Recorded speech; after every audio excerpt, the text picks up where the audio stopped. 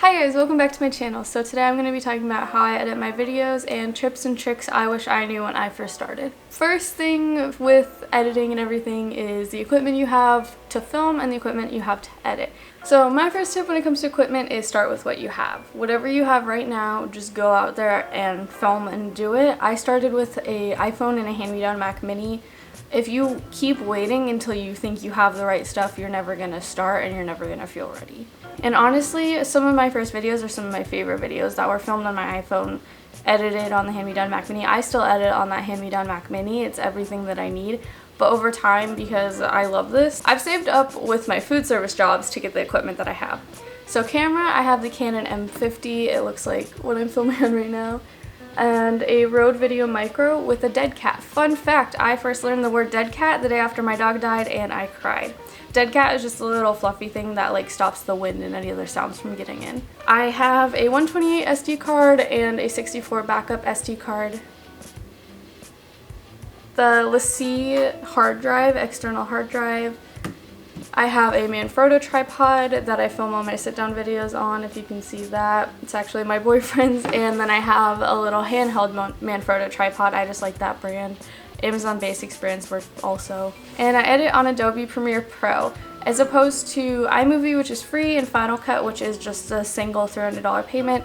Adobe Premiere Pro is a monthly subscription, but I have a student discount and I share that discount with my boyfriend. He actually pays for the full thing. Thank you, Andrew. Because I also use Premiere Pro in school. I also use After Effects, Audition, and Lightroom and Photoshop. Those all come with that subscription, and I just got used to editing in Premiere. And honestly, I would recommend it, especially if you're going into a field where you're going to be editing things, not just YouTube. And now on to planning. My editing typically starts with my planning. It actually usually starts with my iPad Pro because that's where I'll script out a lot of my videos. That is one of my biggest tips for beginners, is know what you're gonna do. Of course, in a vlog, you don't want to come off as like you plan to do everything because vlogs are a little bit more spur of the moment. But if you plan a sit-down video, I always write stuff out. I used to do it in my bullet journal. Now I use GoodNotes 5 on my iPad. I find it just makes it a lot easier that I know I'm gonna say, and I don't have to do 50 bad takes before I figure it out, and I have to edit all of those out. And I tend to color code. I'll put some clips in, but like, if I know I'm going to add B-roll somewhere, I'll put that in pink. If I'm doing orders or something, I'll do blue. If I already filmed something, I can cross it out in a different color. After all of that is planned out, I set aside time to film, and I'm going to tell you that the best thing to do is immediately take your SD card out of your camera, put it in your computer, and put all of those files onto a separate folder or your external hard drive so you have 2 copies and you know where both copies are. I don't do that. I wait about 3 days until I actually start editing. So what I typically do I guess this is the actual start of the editing process when everything is into Premiere. Once everything is imported, I put all of my A-roll clips just down and I start doing my first run through and my first rough cut. There, I'll just do if I did multiple takes of something, I'll figure out which is the best one. And I just cut out any dead air, any stutters or ums or anything that I hate that I need to cut out. If I'm doing a montage sort of thing, I'll add the music there, but I'll get to music in a second because if it's not in a montage, I usually add all the background music and everything else later. If I think of an effect or a picture that I didn't already have in my notes, then I'll just add it then because I tend to forget that.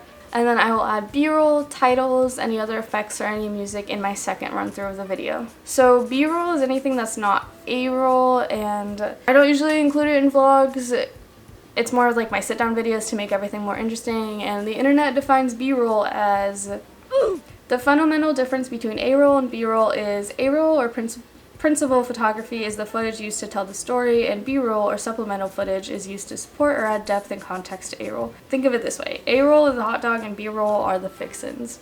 So just any of that stuff where I'm not sitting and talking that I filmed later is B-roll. So fonts and titles is the next thing that I usually do. Sometimes I'll make those during my first run through because the first run through can take the longest amount of time. It can be the most boring thing because you're just sitting there watching yourself. Making the titles then helps me figure out what kind of vibe I'm going for in the video and what I want to do with. So when I first started, I used the fonts Cocoa Goose or OCR ASTD. There's a lot of different ones that are similar to OCR, but that's the one that I used. But now if I add text, it's usually a little disclaimer or just like so you understand what someone's saying, and I use Minion Pro, which is just the default when you're in Premiere Pro. Every other title is done in Procreate. I love that it's your own handwriting and there's a million different brushes and styles and colors so you can really make it your own and personalize it. It's probably not going to look anything like the person who does it on their videos. I really like the dry ink pen and the studio pen the most right now.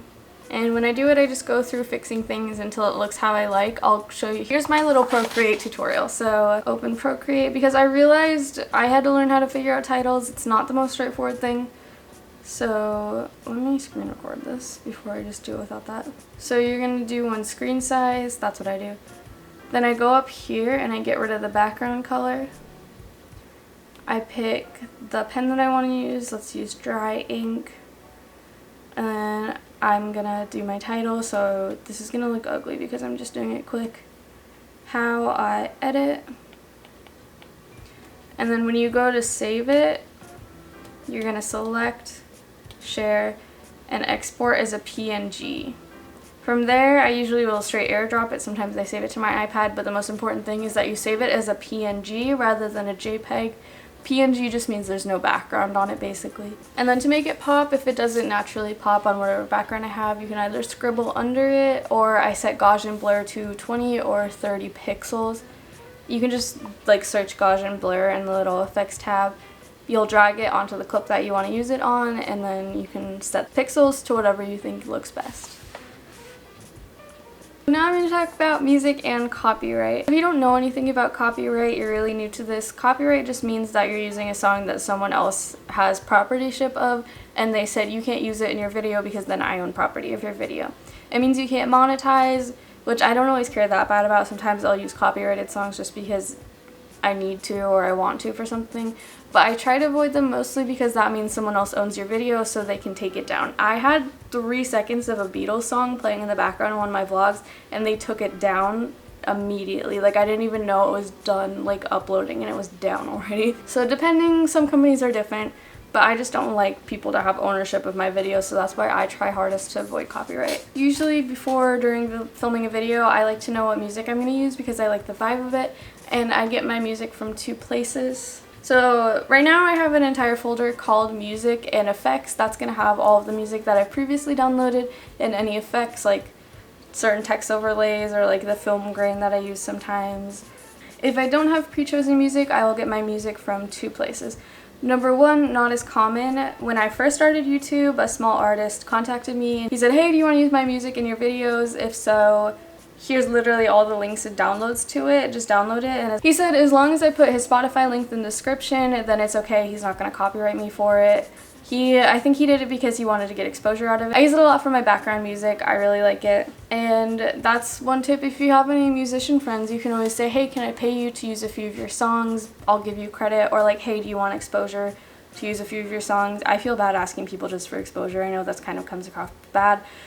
But if someone ever approaches you, that's like a good thing. And number 2, the better one that I'm definitely going to recommend to you guys is Thematic or hellothematic.com. How it works is basically artists put their music on the website and they allow it for download for any users. You just have to make an account. Once you download it, they'll give you a link to put in your description so that you credit the artist and they won't copyright it from then. If you don't put that link in the description, they'll manually go and find that video and copyright it. It's a great way to avoid copyright, find good music, and actually find good artists. I've actually listened to some of the artists I find through there just like on my own time. One of my number 1 tips for music is just be careful where you get your music because number 1, of course, you don't want someone taking your video down. And number 2, you don't want to download a virus. A lot of people say when you start out, they recommend finding non-copyright songs on YouTube, and then you go to MP-Gun or a third-party downloading site. I have downloaded a huge amount of viruses from those, kind of just because I'm stupid and I don't know how to download things. But they slowed down my computer a lot, and it took me like months to figure out what was wrong with my computer until my boyfriend just went in and deleted the viruses and like stopped using that website. But I've also had songs that I downloaded that were not copyright, but months later I got copywritten for them.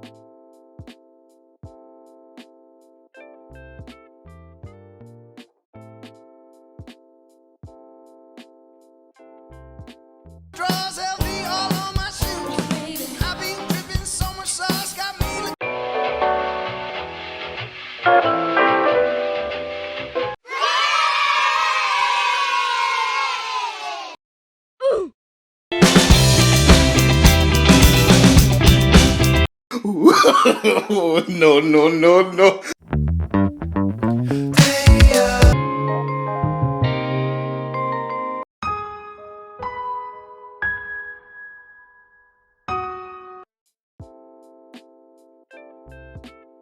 And I definitely just recommend setting aside like some time where you have an hour or something, just go through and listen to as many songs as you want. Sometimes when I don't vibe with them immediately, I just click through the next song, and sometimes I listen to a song the whole time and I'm not sure if I like it, so I save it to a separate playlist and go back and listen to it later. Oh, yeah.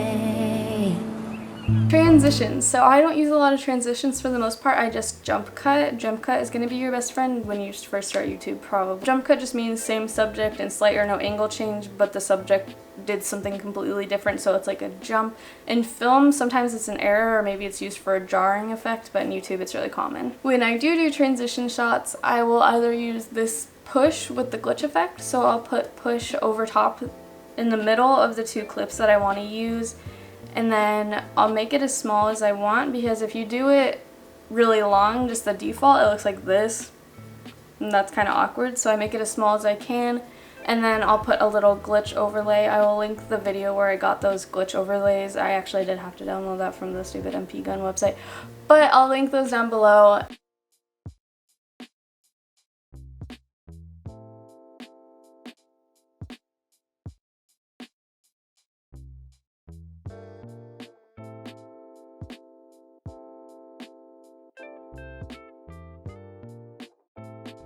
And when you're doing an overlay, you're going to want to right click to fit to the screen size, and then on blend mode on the left side of the screen, you'll click screen. And it just comes out like this in a transition. One of the other transitions I commonly use is the TV static thing with the sensor beep sound effect. Looks like this. I use this one to set a shot aside, either like the bloopers at the end of my video or like something interrupting my filming, like my dog walks in or a family member or something funny. And color corrections. So I used to use a thing called a teal and orange LUT. A LUT is basically just like a video preset, the way that you'd set like a VSCO preset or a Lightroom preset onto your photos. It's for video. You can usually buy some from other people. I think VSCO, when you upgrade it, it has presets like that. Or you can make your own presets in Premiere Pro. I'm looking for a more simple one right now because I don't think the teal and orange one looks good on everything that I've used. I think I got that one from Sam Colder. But for now, the M50 has really good just like natural colors, so I like to use those. And I'll only really fix something if I need to fix the exposure on a shot. So another thing I do a lot is this little frame. I don't know if there's a more technical term for it, but I just create a color mat in whatever color that I want to use, and then I put it underneath the layer of video, and I put the video to about 90 or 80% of the screen, so it looks like this. You can also do that with two videos on top of each other. When I do that, I still put the video that I want on the underneath layer of my timeline, and then I put Gaussian blur on that, and I do like 40-50 pixels for that Gaussian blur, and it'll turn out something like this. I just think it like adds something interesting to your video, especially in like a lookbook or an outfits video. So then I'll probably watch my video through a few more times after I think that I have all the effects and the music that I want added into that. And my biggest tip is definitely, if you get bored while you're watching your video through for the last few times, I know I have a short attention span, so I just tend to get bored, especially watching myself, and I already filmed it, so I know what happened. But if you're like, you literally can't watch it, like you don't want to keep looking at the screen, you're so bored, you probably need to change something. You might have rambled on too long, or you want to add another effect or anything like that. I just say, I didn't realize that because I was so focused on like, oh, YouTube likes longer videos, so I was like, okay, I need to make my videos as long as possible, and then I'd leave in rambling that I really didn't need to leave in, so then people wouldn't be as interested and they'd click off the video. And I definitely want to make videos that people want to watch. Or even if you want, get a friend or your family members right now to sit through and watch your video and just take note of what times they look bored or what times they look most interested, and try to get to like recreate the moments where they're the most interested. So after I've done my last few watch throughs, I make sure I didn't make any mistakes or cut anything that I shouldn't have, then I will export. When I export, I try to title it the same thing that I'm going to title it on YouTube, so it's easier to find in the future, and then I will move the video over to my hard drive. I like to keep things on my hard drive because if you have an old computer like me, not having a lot of space makes your export time take like 24 hours. Exporting on Premiere can take quite a while. So you want to make sure you have as much free space on your computer as you can. It's also just a lot more organization. Last year I made my year 2019 video. This year I want to make a 2020 video, and when I know all my videos are in the same place so I can go find old clips, it's really easy. So then while I'm exporting, I will make the thumbnail. Sometime during my filming process, I will stop and I will pose for my thumbnail. Occasionally I just use one simple photo like this one, or I'll pose several different times and I'll cut myself out of other photos to overlay them on other ones so it looks like this. When I put the video on my timeline, I'll just screenshot where I posed where I like it the best, and that way I have like a lot of options if I took a whole video of it. If I post several times and I need to cut myself out, I will use the mask tool in Premiere Pro to cut myself out. Then I'll put it on my timeline on top of the video, on top of the little clip that I want to use as my main part of the thumbnail, and I'll just adjust the size and location until it looks how I like it. When it's good, I'll do another screen grab and then I will airdrop that to my iPad where I'll import it into Procreate. For Procreate is where I'll create the title and any other little doodles, like if I do a little outline on myself or little stars or whatever, I just do all that in Procreate and I mess around with it until I like it. There, I'll put it into Lightroom. In Lightroom, I use JC Mary presets. I like her colors, and it's also what I use on my Instagram, so all of my thumbnails on my Instagram are kind of cohesive and have the same theme. After I do the color correcting and editing, I will send it to my social media manager, Addie. She's not actually my social media manager, I just really value her opinion, and she usually helps me fix things. So in all, depending on the video, this can take me 3 to 20 hours to edit. I think I'm a pretty fast editor, but I'm also a really distracted editor. So I'd say my biggest tips and takeaways: find the best place to get your music and know where you're getting your music. Plan out your videos, know what you want to film. And for your own editing style, watch YouTubers that you like to watch tutorials, but find your own style. Take inspiration, but don't take someone's whole style. It does take some time to create your own sort of like feel and vibe that you want, but it's definitely worth it when you find what you want to do. So let me know if you guys have any more questions about editing. Let me know what else you want to see from me. Thank you for watching. Like, comment, subscribe. Bye!